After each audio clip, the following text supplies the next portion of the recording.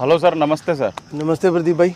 बस सर, कैसे हैं सर? बढ़िया सर, बढ़िया। आप सुनाइए। तो सर, आज जो आपके पास में जो घोड़े हैं, वैसे तो मेरे को लगता है कि ये इंडिया में किसी पहचान के मोहताज नहीं है आज के टाइम पे। जी जी। पर जिन लोगों ने इसका खाली सिर्फ नाम सुना है और दूर से बैठे हुए दर्शन भी नहीं किए, तो उन लोगों के लिए अपन आज ये इंटरव्यू कर रहे हैं। जी जी। और भी जो लोग हैं जिन्होंने नहीं देखा होगा बहुत दिनों से, तो वो भी लोग देख लेंगे। जी जी जी। तो अपने सामने सर अभी जो घोड़ा है वो दिलबाग है। जी जी। तो सर, दिलबाग की अभी उम्र क्या होगी, अगर उम्र की बात करें? अभी ये 13 साल का हो गया। 13 साल का। जी जी प्रदीप भाई। और सर, हाइट में कितना होगा ये? हाइट में इसकी 64 हाइट है, जो ऑन स्टेक है। ओके। दिलबाग की 64 हाइट है। 64 है। जी जी। तो सर, अगर इसके बाप की बात करें तो बाप कौन है इसका? इसका बाप आलिशान रोहितगढ़। आलिशान रोहितगढ़। और इसकी माँ गजगामनी, साइड बाय सुल्तान। और पुसाना में ब्रीड हुए ये दोनों। ओके। तो सर, ये जो घोड़ा पोसाना में ब्रीड हुआ है, जी जी। तो आपके पास में ये घोड़ा कैसे आया, यानी कि आपका मुकद्दर समझोगे या फिर आप क्या कहना चाहोगे इसके बारे पहले तो प्रदीप भाई ऐसे अभी भगवान की कृपा में? ऐसे घोड़े अपन को मिले। तो और दूसरी, मैं हमेशा कहता हूँ, always I was thankful to Gaju Bana, जिन्होंने इतना विश्वास कर और ऐसा अपना घर का जो ब्रीड कर घोड़ा दिया। और उनका थैंकफुल है जो उन्होंने मेरे पर फेथ किया, और ये घोड़ा जब का उन्होंने दिया तब का इधर मैं ब्रीड करा रहा हूँ इसको। ब्रीड करा रहे हो? जी जी। तो सर, जब आप लेके आए थे, जब इसकी क्या उम्र थी? जब लेकर आए थे, देख लो आप, 10 साल का होगा। 10 साल का। तो सर, जैसे कि इस घोड़े ने आपका, मेरे को लगता है कि आज हिंदुस्तान में कोई घोड़े वाला नहीं होगा जो आपको नहीं जानता होगा या घोड़े को नहीं जानता होगा। जी जी। तो इस घोड़े ने जो आपका नाम किया है, उसके बारे में आप कहना आपको उम्मीद थी कि ये घोड़ा आपका ऐसा नाम कर देगा? देखो प्रदीप, पहले तो मैं बोलता हूँ, जितने मेरे भाई लोग हैं जिन्होंने स्पोर्ट की ऑल ओवर इंडिया, और जिन्होंने ट्रस्ट किया ऐसी लाइन पर, मेरे को विश्वास ये था जो अच्छे घर की ब्रीड से आया घोड़ा। और उसके बाद आपको कोई इसका ये तो है नहीं पहचान देने वाली है। कोई भी रिंग आपने देखा है, एक भी रिंग ऐसा नहीं है जिस पर इसके फर्स्ट सेकंड थर्ड ना आए हो। और पुष्कर में तो बल्कि इसके फर्स्ट सेकंड थर्ड फोर्थ थे।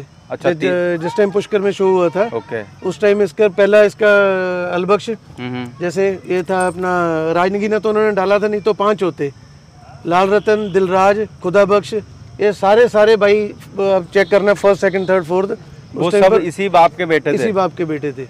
फिर फरीदकोट शो हुआ, फर्स्ट सेकंड थर्ड, फर्स्ट अलबख्श था, सेकंड लाल रतन था, थर्ड दिलराज था।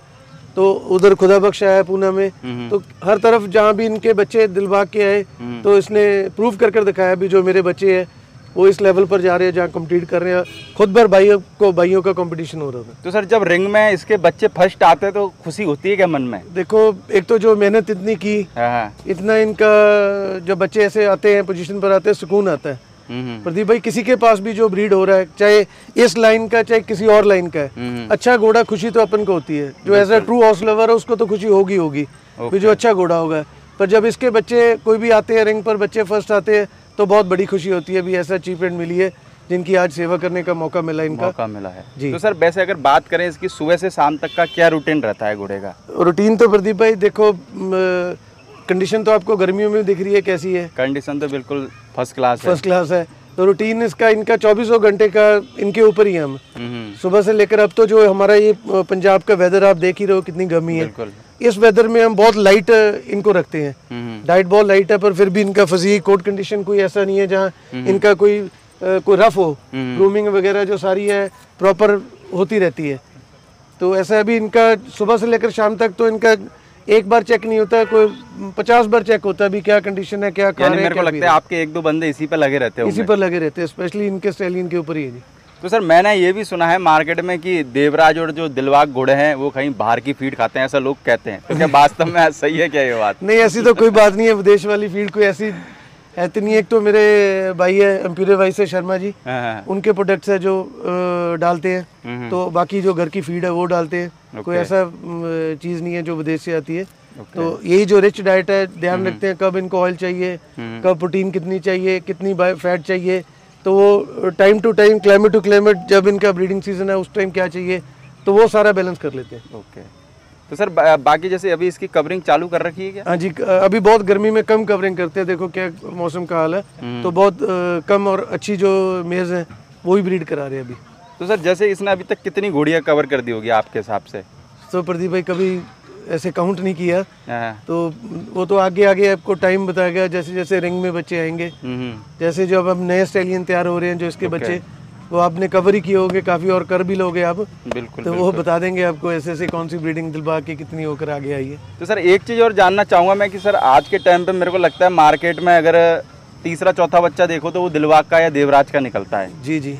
तो इतनी तो मेरे को लगता है घोड़े ने कवरिंग करी नहीं होगी। बिल्कुल बिल्कुल। तो जो लोग मार्केट में देवराज और दिलबाग का फर्जी बच्चा बना के भेज रहे हैं, जी जी, तो वो लोग कैसे बच सकते हैं, या उसके लिए आपने कुछ सुझाव या आपके पास में कोई आइडिया हो? प्रदीप भाई उसका एक ही हल हो सकता है। वैसे तो बहुत कोशिश करते हैं, एक वेबसाइट बना रहे हैं, जैसे उसके गोडी मेट हुई दिलबाग और देवराज से, तो उसका टाइम नोट हो जाए। एक बार मैंने मेट करा दी, या दूसरी बार एक बार खाली भी रहेगी, दूसरी बार गोडी कंसीव हुई, और कंसीव होने के बाद वो चली गई, नहीं रही, क्या पता किसी ने दूसरा घोड़ा छोड़कर बोल दिया ये कंसीव है। पहली बात तो जो रजिस्टर्ड डीएनए सबसे सब बोल तो देते हैं, पर कोई डीएनए पर नौबत जाती नहीं है। अगर फर्जी भी हो कोई करता भी नहीं है, अभी चलो ये बात तो हवा में बात रहेगी। तो मेरा तो ये पहले कोशिश है इनका फ्रोजन सीमन प्रिजर्व किया जाए।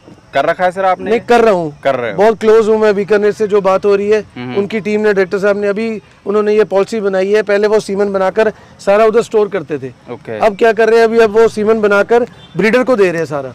अच्छा, वो खुद चार्ज करते हैं, अभी ये चार्जेस है, ये सीमन है। फिर उसके ऊपर प्रॉपर रिकॉर्ड मेंटेन करेंगे भी 345 दिन 65 दिन कितने दिन से ये घोड़ी स्टक कवर हुई है और कहाँ प्रेग्नेंट हुई और कहाँ उसने बच्चा दिया।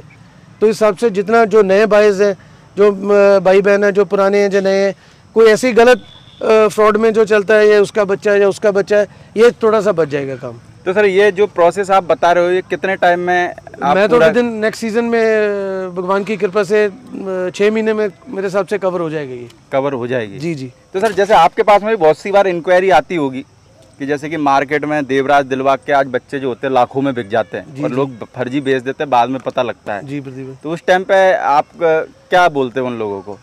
देखो पहले तो जब वो कंफर्म करते हैं, बहुत सारी तो फोन पर ही उनको बता देते हैं भी ये गुड़ी मेट नहीं हुई, क्योंकि रिकॉर्ड होता है, लिखा होता है सारा प्रॉपर, उसका मार्किंग सारा मेंशन होता है, और बाय लक जो अपना शौक है वैसे ही पता लग जाता है ये फलान फलान गोड़ियाँ, ये बच्चा उस गोड़ी का है कि नहीं है। तो उनको पहले तो उधर ही वेयर कर देते हैं। अगर हमारे में कोई नई ऐसी आती है समझ में प्रदीप भाई, ये तो है नहीं जो कोई मेरा क्लोज दोस्त है, जहाँ मेरा बहुत कोई अच्छा जान पहचान वाला हो, वो बोलते सनी भाई ये बोल देना दिलबाग से, ऐसा कभी ना करना, ना किए। साफ सुथरा काम प्रदीप भाई अभी तक किए, कोई ऐसे पॉइंट ना करे, और ये सेवा ही कर रहे हैं। कहने का मतलब इतने बार से कोई बाहर जाते हैं लेने के लिए, तो बस खाली यही रखा है अपने सब भाई बहन में इसकी ब्रीडिंग हो जाए और सबके पास अच्छी ब्रीड हो जाए। ओके सर, बीच में अभी एक ये अफवाह भी उड़ी कि सन्नी भाई ने दिलबाग घोड़ा बेच दिया है। जैसे कि आपके पास में भी खबर आई होगी, वो अभी प्रेजेंट में चल भी रही है खबर। बिल्कुल बिल्कुल। तो उस चीज को भी एक बार क्लियर करें सर। कोई एक बार नहीं प्रदीप भाई, 3-4 बार ये खबर चली है जी। हाँ। तो मेरे को तो खुद उस टाइम पर पता लगता है जब घोड़ा ये हो गया, सेल हो गया, सनी भाई कोई ये ले गया। नदीम भाई ने सारी पोस्ट डाली थी इसकी प्रजौनी की, भी ये दिलबाग आलिशान, ये आलिशान ने ये ब्रीड। जब से मेरे को लगता है अफवाह ज्यादा उड़ गई थी, तो इतनी अफवाह उड़ गई भी, बस एक घोड़ा उधर चला गया, उधर चला गया। पर जितनी कहने का मतलब प्रदीप भाई कभी सोचा नहीं ऐसा। इतनी सारी परिवार का जो अटैचमेंट है इनकी हमारे साथ है, तो इनकी सेवा देखभाल करने वाले हैं। कोई ऐसी सेल परचेज वाली कभी बात सोची नहीं अभी, तो नहीं कभी भगवान सोचे ऐसी नौबत दे जी। तो सर घर में जैसे आपका इंटरेस्ट है कि सारे लोगों का है? नहीं प्रदीप भाई, एक्चुअली अगर जहाँ पर इंटरेस्ट सारी फैमिली का हो ना, तो वहीं ऐसा सक्सेसफुल मिलता है मेरे हिसाब से, अगर मैं गलत नहीं हूँ तो। बिल्कुल सारी फैमिली का इंटरेस्ट है, बच्चे से लेकर बेटी से लेकर। आपने देखे होगा विश्वनाथ आया तो बच्चियों के साथ आप भी मिले, अभी कैसे सारे फार्म में पूरा केक काटा तो ये बच्चों का और फैमिली का अगर इंटरेस्ट नहीं होगा तो फिर आप you can breed like this, भी आप अकेले ही इसको घोड़े को भगा रहे हो। बिल्कुल सर, मैं एक चीज़ और ये पूछना चाहूँगा, जैसे कि अभी कोई ऐसा रिजल्ट है जो फेमस हो कि भाई वो जैसे कि बिना लाइन वाली घोड़ी पे खोला गया हो घोड़ा और उसने अच्छा रिजल्ट प्रोड्यूस कर दिया हो? प्रदीप भाई ऐसे है भी, अगर मेंशन करने लग जाए ना तो घोड़े वाले कहेंगे भी आपने मेरे घोड़े की माँ को बोल दिया भी वो नॉर्मल है। अच्छा। कहने का मतलब आप खुद देखना भी, नॉर्मल घोड़ियाँ जो एवरेज घोड़ियाँ जिसने 4-4, 5-5 ठान दिए थे एवरेज घोड़ियों ने, उन्होंने अब बच्चा अच्छा क्यों दिया? जब दिलबाग और देवराज के साथ ब्रीडिंग हुई, ऐसी ऐसी घोड़ियां जिन्होंने बच्चा फिर एक्स्ट्राऑर्डिनरी कर दिया। तो आपके सामने जो स्टैलियन बनकर आएंगे तो आपको पता लगेगा अभी ये एवरेज घोड़ी, मैं नहीं वो मानता भी वो घोड़ी एवरेज है। जिसने बच्चा इतना अच्छा दे दिया वो काहे की घोड़ी एवरेज? एवरेज तो है ही नहीं, एवरेज है ही नहीं है। ये कोई पता नहीं कौन सी घोड़ी ने कहाँ पर बच्चा कहाँ पैदा कर देना, और वो पता भी नहीं रहता। पता भी नहीं रहता, गॉड लक का पता एक एक घोड़ी का भी किसने बच्चा कहाँ दिया है। पर मैं बोलता हूँ वो एवरेज नहीं है, जिसने अपनी कैपेसिटी से बच्चा दिया, उसमें कोई कैपेबिलिटी थी घोड़ी ने तो ऐसा बच्चा पैदा कर दिया इसके साथ। तो सर जब आप क्रॉसिंग करवाते हो घोड़ी की तो कुछ रसीद वगैरह कुछ इस टाइप से देते हो? नहीं प्रदीप भाई, रसीद तो कभी कोई ऐसी अभी काटी नहीं। यही रसीद वाला काम भी फर्जी हो जाता है।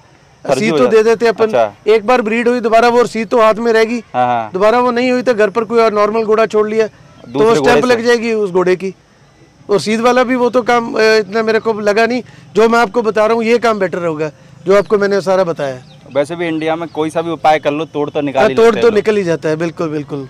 Okay sir, thank you sir. Thank you Pradeep भाई, थैंक यू अपने हमारे सारे फॉलोवर और सब्सक्राइबरों को घोड़ा दिखाने के लिए। नहीं थैंक यू। मेरे को लगता है कि बहुत दिनों के बाद में फिर दोबारा से कोई वीडियो यूट्यूब पे आएगा। सही गल है प्रदीप, सही बात है। Thank you brother, thank you.